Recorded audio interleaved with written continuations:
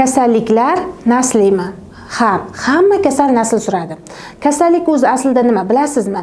Bu bizning tanamizga noto'g'ri hissiyotlarni his qilyapsan, seni tushunchalaring xato degan signalidir.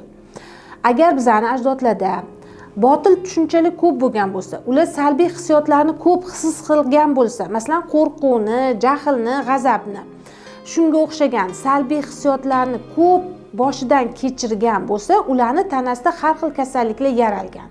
Va bu hissiyotlarni biz ular kabi his qila boshlasak, xuddi ulardagi kasallikni biz uyg'otamiz. Agar siz sog'lom yashashni istasangiz, ajdodlaringizni salbiy hissiyotlarni his qilmaslikka, umuman hayotingizda har xil botil tushunchalardan voz kechgan holda faqatgina ijobiy hissiyotlarda yashashga harakat qiling.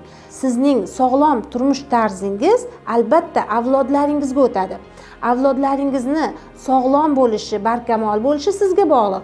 Uning uchun siz o'zingizdagi hamma salbiy hissiyotlardan voz kechishingiz kerak.